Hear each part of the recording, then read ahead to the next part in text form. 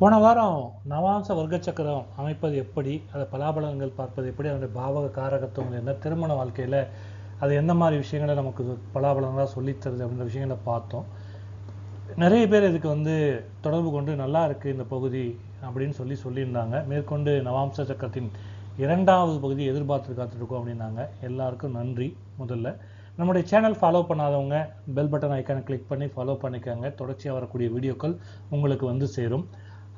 விடுபட்ட வீடியோக்கள் அல்லது பழைய வீடியோக்கள் எதுவும் பார்க்கணும்னு வச்சிங்கன்னா பிளேலிஸ்ட்டுக்குலையோ அல்லது கோர்ஸ்லேயோ போய் பார்த்தீங்கன்னா நீங்கள் பார்க்கலாம், அந்த பகுதியும் பார்க்கலாம். உங்களுக்கு ஏதாவது சந்தேகங்கள் அல்லது கருத்துக்கள் எதுவும் இருந்தால் கமெண்ட் செக்ஷனில் பதிவிடுங்க. அதுக்கு கண்டிப்பாக 24 மணி நேரத்தில் நான் ஆன்சர் பண்ணுறேன். இப்போது நவாம்ச வர்க்க சக்கரத்துடைய 2வது பகுதியை பார்க்க போகிறோம். இந்த 2வது பகுதியை பார்க்கறதுக்கு முன்னாடி அந்த உதாரண ஜாதகத்தையும் அந்த உதாரண ஜாதகத்தில் பாகைகள் என்னையும் நம்ம உங்களுடைய இதுக்காக நான் ரெடியாக பார்த்துக்கிறதுக்காக கொடுத்துருக்கேன். இது நீங்கள் ரெஃபர் பண்ணிக்கோங்க. நவாம்ச வர்க்க சக்கர விதிமுறைகளை கொண்டு நவாம்ச சக்கரம் எப்படி அமைக்கிறதுன்றது போன வகுப்பில் பார்த்தோம். அந்த நவாம்ச சக்கரம் அமைக்கப்பட்ட நவாம்ச சக்கரம் உதாரண ராசி கட்டமும் இங்கே கொடுத்துருக்கு. இந்த வார வகுப்போட தொடர்ச்சிக்கு இதை ரெஃபரன்ஸ் பண்ணிக்கிறதுக்காக அது உங்களுடைய பார்வைக்கு. நவாம்ச வர்க்க சக்கரம் கொண்டு திருமண வாழ்க்கை, வரன், வாழ்க்கை துணை எப்படி அமையும், எந்த விதத்துலேருந்து வரும், எந்த திசையிலேருந்து வரும், யார் மூலமாக வரும், அவங்க மூலமாக வாழ்க்கை எப்படி இருக்கும் அப்படின்ற விஷயம்லாம் போன வாரம் பார்த்தோம். கேள்வி அப்போ அடுத்து வரப்போது இது காதல் திருமணமாக அமையுமா அப்படின்னு ஒரு கேள்வி வரும். பொதுவாக ஒருத்தர் காதல் திருமணம் கை கூடுமா, இல்லை அவங்க திருமணத்தை தானே துணையை தானே தேர்ந்தெடுத்துப்பாங்களா, அதுக்கான சுதந்திரம் இருக்கா அப்படின்றது ராசி சக்கரத்தோட நவாம்ச சக்கரம் தான் தெளிவாக காட்டும்.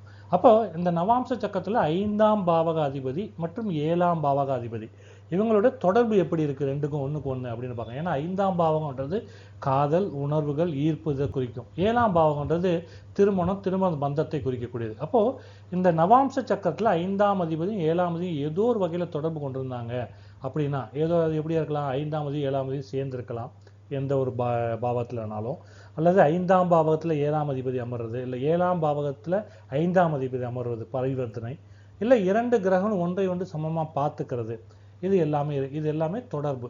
இந்த மாதிரி தொடர்பு நவாம்சத்தில் இருந்து வலுவாக இருந்தால் அப்போது ஜாதகர் தான் நேசித்த நபரை வாழ்க்கை துணையை அடையக்கூடிய அதிர்ஷ்டம் இருக்கும். அதாவது காதல் திருமணம் அவர் புரிந்து கொள்ள வாய்ப்பு இருக்கும். இந்த காதல் திருமணம் புரிந்துகிற வாய்ப்பு இருக்குன்னு தான் சொல்கிறோம். இது சக்ஸஸ்ஃபுல்லாக இருக்குமா அப்படின்றதுக்கு இன்னும் சில கிரகங்களுடைய தொடர்பு இருக்குது. அது என்னன்னு பின்னாடி பார்ப்போம். அடுத்ததாக ராகு மற்றும் கேது இந்த 2 கிரகங்களுடைய ஆதிக்கத்தை பார்க்கணும். இது ஏன் இதை பார்க்கணும் அப்படின்னு கேட்டால், வழக்கத்துக்கு மாறான திருமணங்களில் இதை கொண்டு போய் விடும். அது பெரும்பாலும் காதல் திருமணங்கள் ஜாதி, மதம், மாநில அல்லது சமூக எல்லைகள் தாண்டிய அமைப்பில் ஒரு அன்கன்வென்ஷனல் மேரேஜ் உருவாக காரணமாக இருக்கிறது இந்த 2 ஷேடோ பிளானட் சொல்லப்படுகிற நிழல் கிரகங்கள் ராகு கேது தான்.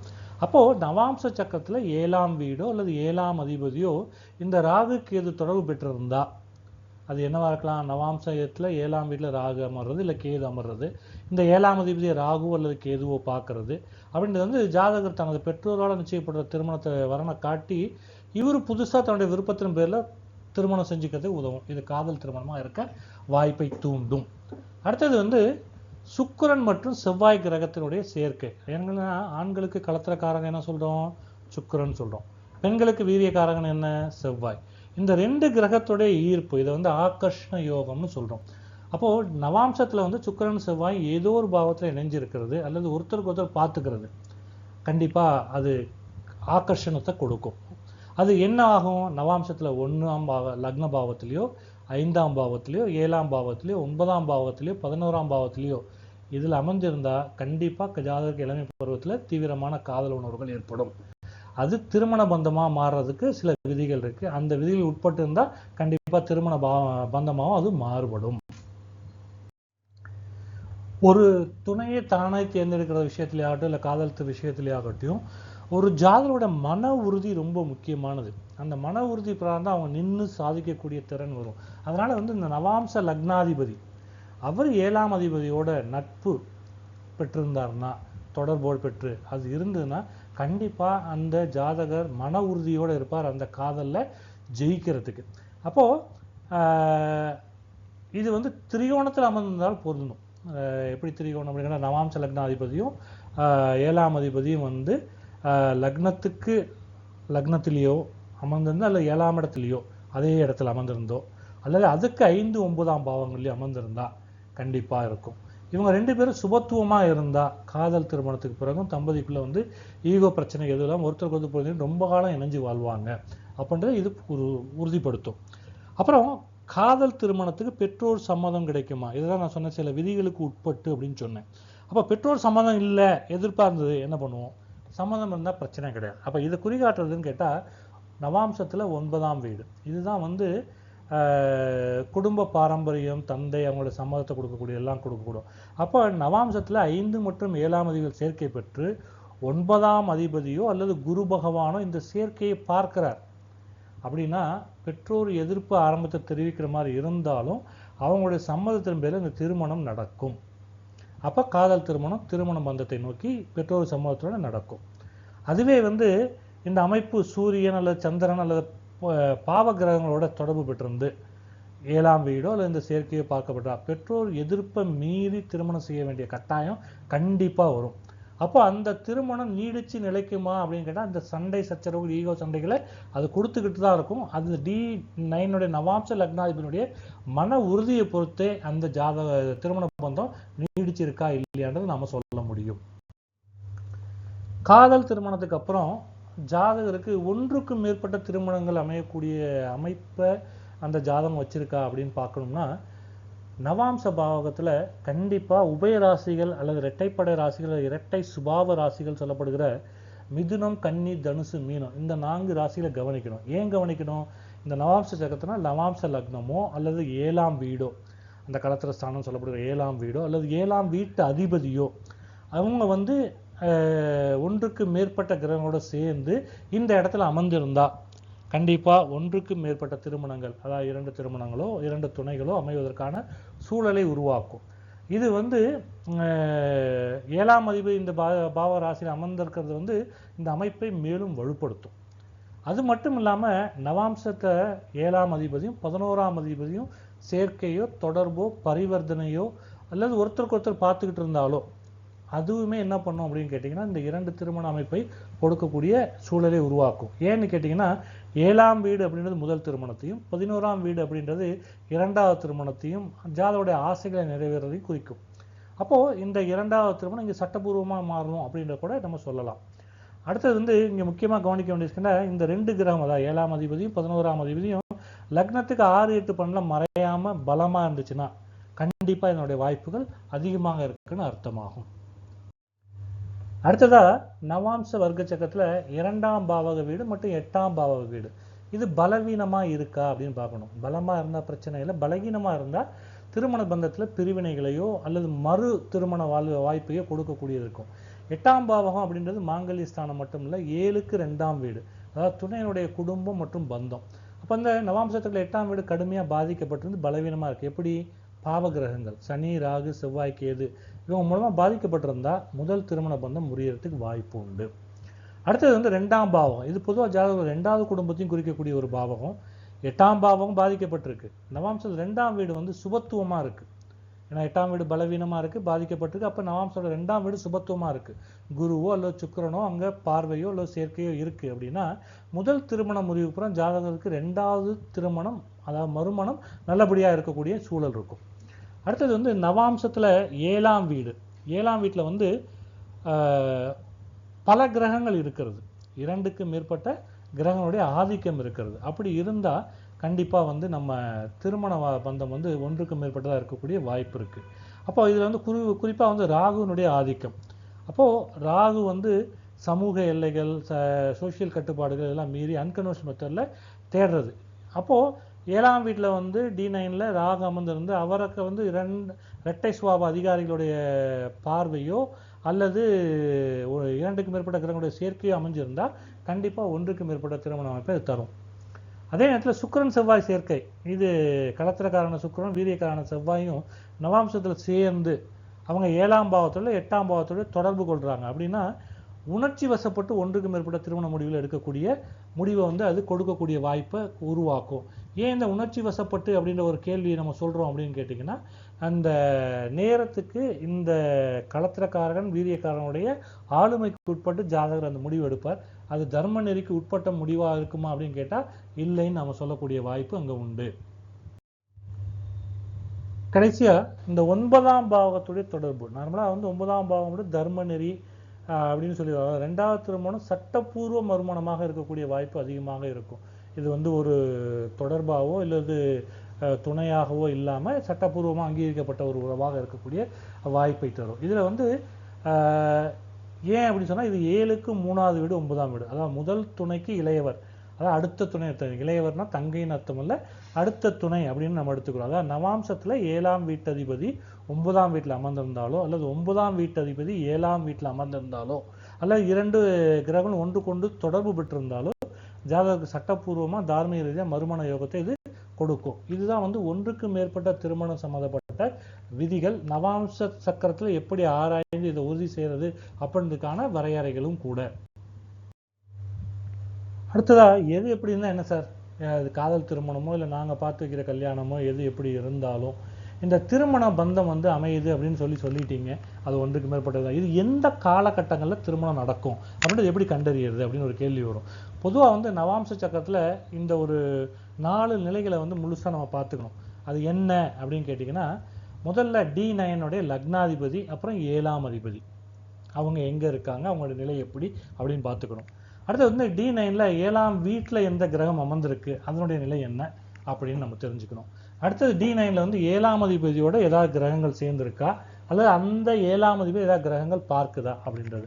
அடுத்தது வந்து D9 நவாம்சத்தில் வந்து 9ஆம் பாவக அதிபதி, அவருடைய நிலை என்ன, அவர் இந்த 7ஆம் பாவத்தோட தொடர்பு பெறாரா இல்லை என்ன ஏது அப்படின்ற இந்த விவரங்களும் முதல்ல குறிச்சிக்கணும்.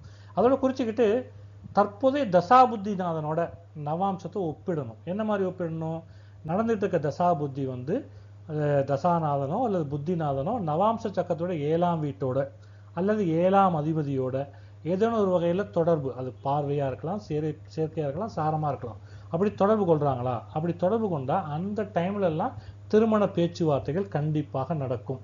இந்த பேச்சுவார்த்தைகள் விரைவாக நடந்து திருமண காலம் கைகூடுற நிலையும் உருவாகும்.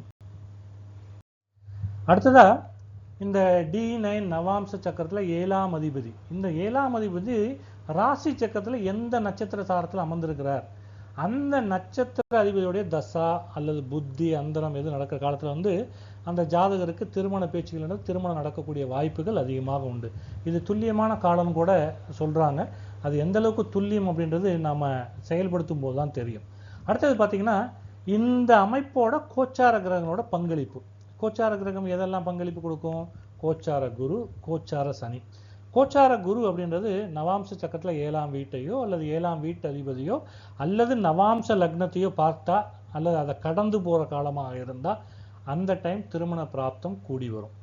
அதே நேரத்தில் கோச்சார சனி நவாம்சத்தில் 7ஆம் அதிபதியோட ஏதேனும் ஒரு வகையில் அந்த கோணத்தில் திரிகோணத்தில் தொடர்பு இருக்கணும். ஒன்று சொன்னோம்ல 7ஆம் அதிபதிக்கு 5க்கும் 9க்கும் அந்த மாதிரி இருந்தால் கண்டிப்பாக திருமண காலம் கைகூடுற காலமாக இருக்கும். ஏன் சனியை இங்கே சொல்கிறோம் அப்படின்னா, சனின்ற வந்து கர்மக்காரகன், திருமண கடமையை நடத்துறதுக்கு அவன் பிரதான பங்களிப்பை கொடுக்குறவன். அப்போ அவனுடைய அந்த நிலையும் திருமணத்தை நடத்துறதுக்கு உறுதுணையாக இருக்கும்.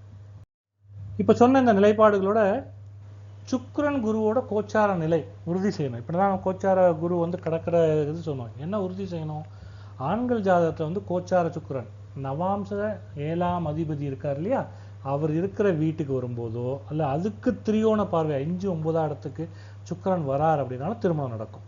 அதே மாதிரி பெண்கள் ஜாதகத்தில் கோச்சார குரு, ஆண்களுக்கு எப்படி கோச்சார சுக்கிரனோ பெண்களுக்கு கோச்சார குரு, அவர் அந்த நவாம்ச சக்கரத்தில் 7ஆம் அதிபதி இருக்கிற வீட்டுக்கு வரும்போதோ அல்லது அதற்கு திரியோண பார்வையை 5, 9ல் இருக்கும்போதோ திருமணம் நடந்து வரும் அப்படின்றது நம்ம. இதுதான் வந்து திருமண காலம் கைகூடுற நேரங்களை பற்றின விதிமுறைகள் சொல்லப்பட்டிருக்கு.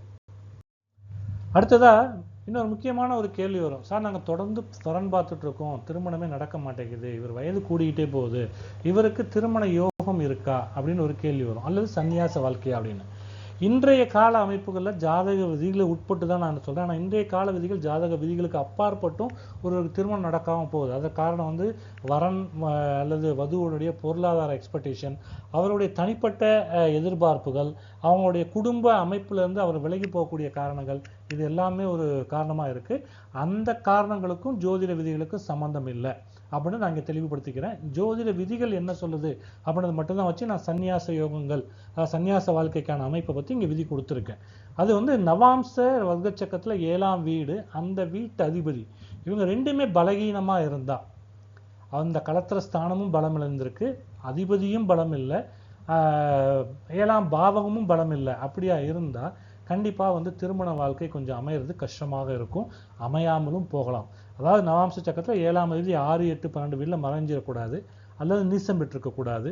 சில இடங்களில் வந்து மறைவு ஸ்தானங்களில் நீசம் பெற்றிருக்கும், அது நீசபங்க யோகம் ஆகிடும். அப்படி அல்ல, மறைவு பெறக்கூடாது, நீசம் பெற்றிருக்கக்கூடாது. அடுத்தது வந்து 7ஆம் அதிபதி முற்றிலும் பலம் இழந்து சுப கிரகத்தோட பார்வையே இல்லாமல் இருக்கிறது. ஜாதகருக்கு திருமணத்து மேலே உள்ள ஆர்வம் குறைஞ்சிடும் அல்லது திருமண முயற்சிகள் இறுதி நேரத்தில் தடைபட்டு போகக்கூடிய வாய்ப்பு இருக்கும். இதில் புனர்பூசு தோஷமும் நம்ம சொல்லலாம், புனர்ப்பு தோஷங்கள் இருந்தாலும் தடைபட்டு கொண்டு போகக்கூடிய வாய்ப்பு உண்டு. அடுத்தது வந்து தார காரகனும் களத்திர காரகனும் பலம் இழக்கிறது. இந்த காரகம் யாரு? ஆண்களுக்கு சுக்கிரனும் பெண்களுக்கு செவ்வாய் குரு. நவாம்சத்தில் ராகு கேது சனியோட கடுமையான பிடியில் இருந்ததுன்னா திருமண பந்தம் அமைகிறதுல தாமதம் ஏற்படும். அதே நேரத்தில் நவாம்சத்தில் சுக்கிரன் பலம் இழந்து அங்கே கேது பலமாக இருந்தார் அப்படின்னா ஜாதகருக்கு வந்து உலகியல் பந்தங்களில் விடுபட்டு மோட்சம் மற்றும் ஆன்மீகத்துக்கு முக்கியத்துவம் கொடுக்கக்கூடிய ஒரு அமைப்பு இருக்கும். அதனால் அவர் திருமணத்தில் நாட்டம் இல்லாமல் இருந்து இந்த திருமண வாழ்க்கை அமையாமல் போகலாம், அல்லது ஜாதகர் சந்நியாச வாழ்க்கைக்கு பிரதான முக்கியத்துவம் கொடுக்கக்கூடிய அமைப்பு இருக்கலாம்.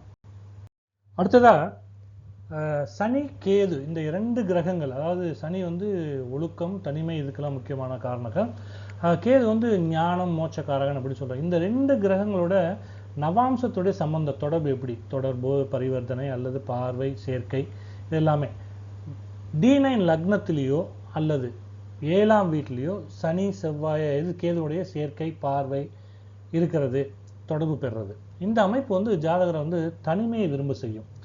குறிப்பாக வந்து 7ஆம் அதிபதியோட கேது இணைஞ்சிருந்தா ஜாதகர் வந்து எந்த ஒரு இதையுமே இது எப்படி நிலைக்காது அப்படின்ற விரக்தி மனப்பான்மையில் இருப்பார். அதனால திருமணத்தை வந்து விரும்ப மாட்டார். அடுத்தது வந்து ஆத்மகாரகன். ஆத்மகாரகன் வந்து எந்த கிரகத்தோட என்ன சனி அல்லது கேதுவோட தொடர்பு பெறுறது. ஆத்மகாரகன்றது முதல்ல யாரு? ராசி சக்கரத்தில் ஒரு ராசியில் அதிக பாகை வாங்கின கிரகம் எதுவோ அதுதான் வந்து ஆத்மகாரகன். அவர் வந்து நவாம்சத்தில் எங்கே இருக்கார்? அந்த ஆத்மகாரகன் வந்து சனி அல்லது கேதுவோட தொடர்பு கொண்டிருந்தா ஜாதகர் வந்து ஒரு ஆன்மீகவாதியாவோ இல்லறம் வேண்டாம் அப்படின்னு சொல்லி இறைப்பணி மீது நாட்டம் கொண்டவராவோ அல்லது சன்னியாசியாவோ மாற இது மிக முக்கிய காரணம். ஏன்னா இந்த ஆத்மகாரகன் தான் வந்து என்ன பண்ணும், ஜாதகருடைய ஆத்மார்த்த விருப்பத்தை வெளிப்படுத்தக்கூடிய ஒரு காரகனாக நிற்கும். அடுத்ததா பிரௌராஜ்ய யோகம், அதாவது சன்னியாசி யோகம்னு நம்ம சொல்லுவாங்க. அந்த யோகம் நவாம்சத்தில் இருக்கா அப்படின்னு நம்ம உறுதிப்படுத்தணும். இது எப்படின்னு கேட்டால் ராசி சக்கரத்தில் பார்த்தீங்கன்னா ஒரு ராசியில் பல கிரகங்கள் இருக்கும். அது இருக்கும்பொழுது என்ன கேட்டால் அந்த கிரகங்களுடைய செயல்பாடுகள் அந்த பாவகத்தில் நன்மையை தராதுன்னு சொல்கிறோம். அதே மாதிரி இந்த நவாம்ச லக்னாதிபதி 9ஆம் அதிபதியோடு இணைந்து 12ஆம் வீட்டில் அமர்ந்து இந்த கிரகங்கள் சம்மந்தப்பட்டா ஏதோ ஒரு வகையில் அப்போது இந்த திருமணம் சம்மந்தப்பட்டது வந்து ஈடுபாடு இல்லாமல் போகலாம். குறிப்பாக 30 வயதுக்கு பிறகு லௌகீக வாழ்க்கையிலேருந்து விடுபட்டு முழுசாக ஒரு ஆத்ம வாழ்க்கையில் ஈடுபடுறதுக்கான இன்ட்ரெஸ்ட்டை கொடுப்பார். அப்படி இருக்கும்பொழுது திருமணம் வேணான்னு சொல்லி ஜாதகர் முடிவெடுக்கக்கூடிய நிலை உருவாகலாம். இது ஒரு திருமண வாழ்க்கை, திருமண பந்தம் வேண்டாம் அல்லது அமையாமல் போகக்கூடியதுக்கு பிரதான காரணங்களாக ஜாதகத்தில் ஜோதிட விதிகள் சொல்லுது. அப்போது சன்னியாச வாழ்க்கை அமையக்கூடிய விதிகள் சொல்லுது அப்படின்னு கேட்டால் ஒரு ஜாதகத்தில் ஜாதகருக்கு ஆத்ம பலம் கொடுத்து திருமணத்துக்கு பிறகு நல்ல வாழ்க்கையே அல்லது நல்ல முன்னேற்றம் தரக்கூடிய அமைப்பு இருக்கா அப்படின்னு கேட்டால் கண்டிப்பாக இருக்குது. அது என்னன்னு இப்போ அடுத்து நம்ம பார்க்கலாம். பொதுவாக ஜாதகத்தில் ஒரு ராசி சக்கரம் அப்படின்றது ஒரு ஜாதகருடைய ஆரம்ப கால அமைப்பு, பூர்வீகம், கல்வி அமைப்பு இதெல்லாம் தெளிவாக சொல்லும். ஆனால் இந்த D9 சொல்லப்படுகிற நவாம்ச வர்க்க சக்கரம் அப்படின்றது அந்த திருமணத்துக்கு பிறகான அவருடைய வாழ்க்கையை குறிப்பாக சொல்லும். இது குறிப்பாக வயது 30, 35 நம்ம சொல்கிறோம். ஆனால் திருமணத்துக்கு பிறகு அப்படின்றதான் சரியான காலம். அப்போது இந்த நவாம்சம் வலுவாக இருந்தால் முற்பகுதியில் எவ்வளோ கஷ்டப்பட்டிருந்தாலும் ஜாதகர் திருமணத்துக்கு பிறகு நல்லா இருப்பார். அதே நேரத்தில் முற்பகுதியில் ரொம்ப ஒரு சொகுசான ஒரு வாழ்க்கை வாழ்ந்து பிற்பகுதியில் வந்து கஷ்டப்படுறதுக்கு அமைப்பு இருக்கான கண்டிப்பாக அதுவும் வாய்ப்பு இருக்குது. அப்போ இதுக்கு எல்லாத்துக்கும் காரணம் என்ன கேட்டால் நவாம்சத்தில் லக்னம்.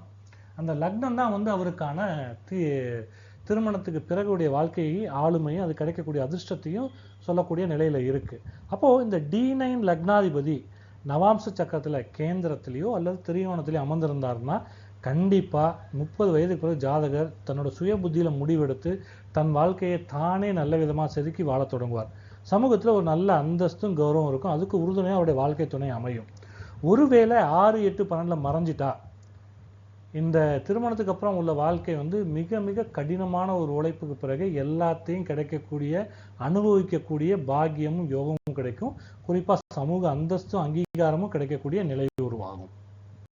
நம்ம ஏற்கனவே சன்னியாச யோகம் பத்தி பார்க்கும்பொழுது ஆத்மகாரகனை பத்தி பார்த்தோம். இந்த ஆத்மகாரகன் அதாவது ஜாதகத்துல ராசி சக்கரத்துல ஒரு ராசியில அதிக பாகை வாங்கின கிரகம் அதான் ஆத்மகாரகன். இந்த ஆத்மகாரகன் வந்து நவாம்ச சக்கரத்துல எந்த பாவகத்துல அமர்றாரோ, அதாவது எந்த வீட்டுல அமர்றாரோ அந்த வீடு வந்து காரகாம்சம் சொல்லப்படும். இந்த காரகாம்சத்துக்கு திரிகோண வீடுகள் 1, 5, 9 இதுல வந்து சுப கிரகங்கள் இருந்தா ஜாதகருக்கு ஆத்ம பலம் அதிகமா இருக்கும். எத்தகைய துன்பங்கள் வந்தாலும் மன ரீதியா தளர மாட்டார். அதை எதிர்த்து போராடி ஜெயிச்சு அடுத்து மீண்டு வருவார். ஒருவேளை இந்த திரிகோண ஸ்தானங்கள்ல இல்லாம மறைவு ஸ்தானங்கள் இருந்தா ஜாதகர் துவண்டு போகக்கூடிய நிலை உருவாகும். அப்போ அவர் அந்த முன்னேற்றத்தை பார்க்கக்கூடிய அதற்கான உழைப்பை கொடுக்கக்கூடிய நிலையில இருக்க மாட்டார். அது அவருக்கு வாழ்க்கையில பாதிப்பை கொடுக்கும். அதே நவாம்சத்துல 9ஆம் பாவகம் நம்ம என்ன சொல்றோம், பாக்கியஸ்தானம், அதை தான் சொல்றோம். அதான் வந்து திருமணத்துக்கு பிறகு அவருக்கு கிடைக்கக்கூடிய உண்மையான அதிர்ஷ்ட நிலைகளை சுட்டி காட்டக்கூடிய தர்மஸ்தானம். அப்போ இந்த தர்மத்தால் அவங்களுக்கு ஜாதகருக்கு என்ன பாக்கியம் கிடைக்கும் அப்படின்றது சுட்டி காட்டக்கூடிய வீடு. அப்போ நம்ம நவாம்ச சக்கரத்துல 9ஆம் வீடு எப்படி இருக்கு, பலகீனமா இல்லாம பலமா இருக்கா, அதனுடைய அதிபதி எப்படி இருக்கார், அவரும் வலுவா இருக்காரா. குறிப்பா 9ஆம் அதிபதி ஆட்சி, உச்சம், பரிவர்த்தனை, வர்க்கோத்தமம் பெறுறது, குருனுடைய பார்வை பெறுறது ஜாதகருக்கு வந்து திருமணத்துக்கு அப்புறம் ஒரு நல்லது ஒரு நிலை, அவர் எடுக்கிற முயற்சியெல்லாம் நல்லபடியாக ஆகும், தொட்டதெல்லாம் பொண்ணாகும் அப்படின்ற மாதிரி ஒரு அதிர்ஷ்டத்தை கொடுக்கும். இந்த இக்கட்டான சூழல ஏதோ ஒரு வகையில் அவர் வந்து வெளியில வந்துருவார். அதை நம்ம தெய்வ சக்தின்னு சொல்லலாம், இல்லை அவருடைய ஆத்மார்த்த எண்ணங்களுடைய வெளிப்பாட்டினால் அவர் வந்துட்டார் அப்படின்னு சொல்லலாம். இது எப்படி வேணாலும் சொல்லலாம். அவர் வந்து நல்ல விதமா வந்துருவார். அந்த நல்ல முன்னேற்றத்தை நோக்கி நகரக்கூடிய அமைப்பை இது தரும். அடுத்ததா பார்த்தீங்கன்னா ஒரு சில ராசிகள்ல நம்ம ஜாதகத்தை பார்க்கும்போது பார்த்தீங்கன்னா ராசியில வந்து கிரகம் நீசமா இருக்கும். ஆனா நவாம்சில் அதே கிரகம் உச்சஸ்தானத்துல இருக்கும். அப்போ அந்த மாதிரி இருந்தா ஜாதகருடைய முந்தைய வாழ்க்கை, திருமணத்துக்கு முந்தைய வாழ்க்கை கஷ்டகரமாக இருந்தாலும் திருமணத்துக்கு அப்புறம் நல்லா இருக்கும். அதே நேரத்துல இன்னொன்னு பார்த்தீங்கன்னா ராசியில உச்சமா ஒரு கிரகம் இருக்கும், நவாம்சத்துல நீசத்துல போய் உட்கார்ந்துரும். அப்படி இருந்ததுன்னா திருமணத்துக்கு முன்னாடி அவரோட வாழ்க்கை ரொம்ப நல்லா இருக்கும். திருமணத்துக்கு அப்புறம் அவருடைய இது எல்லாமே பார்த்தீங்கன்னா ரொம்ப கஷ்டகரமா அல்லது ரொம்ப முயற்சிக்கு அப்புறம் அல்லது ரொம்ப டிலேடு சக்ஸஸ்னால எல்லாமே உருவாகும். இது பார்க்கலாம். இப்போ இந்த உதாரண ஜாதகத்தை பார்த்தீங்கன்னா நம்ம ஏற்கனவே D4ல பார்த்தீங்கன்னா ஜாதகருக்கு வந்து சுக்கிரன் ராசியில நீசமாய் வர்க்கத்துல வந்து பார்த்தீங்கன்னா உச்சம் பெற்று சுத்தம், இதனால வந்து நல்லபடியா இருக்கு. இதே மாதிரி இங்கே நவாம்சத்துல அது இருக்கா அப்படின்னு பார்த்தீங்கன்னா அந்த அமைப்பு இல்லை. ஒருவேளை அப்படி இருந்திருந்தா இது நீசபங்க ராஜயோகமா மாறி அவருக்கு நல்லது ஒரு அமைப்பா கொடுத்துருக்கும். இந்த ஜாதகத்தை பொறுத்த வரைக்கும் ஜாதக திருமணத்துக்கு அப்புறம் கஷ்டப்பட்டு தான் தன்னுடைய ஸ்தானத்தை தன்னுடைய வளர்ச்சியை நிலைநாட்டி இருப்பார். அதை அனுபவிக்கக்கூடிய யோகத்தை கொண்டிருப்பார். அதே இடத்துக்கு பார்த்தீங்கன்னா நவாம்சத்துல 4ஆம் பாவகம் மற்றும் 5ஆம் பாவகம் இது பொதுவாக வந்து ஜாதகருக்கு ஒரு மன அமைதியான வாழ்க்கை, ஒரு பூர்வ புண்ணியம், அதாவது குலதெய்வ அதிர்ஷ்டம் இதெல்லாமே கொடுக்கக்கூடியது, முன்னோருடைய ஆசி கொடுக்கக்கூடிய நிலை இருக்கா அப்படின்னு கேட்டால் இது கண்டிப்பாக அந்த பாவத்தை பார்க்கணும். அப்படி இருந்தால் தான் திருமணத்துக்கு அப்புறம் அந்த வாழ்க்கை நல்லா இருக்கும்னு சொல்ல முடியும். அப்போது இந்த D9ல 4ஆம் வீடு 4ஆம் வீட்டு அதிபதி இங்கே சுப கிரகங்கள் இருந்தால் திருமணத்துக்கு பின்னாடி உள்ள வாழ்க்கை நல்ல விதமாக இருக்குன்னு அர்த்தம்.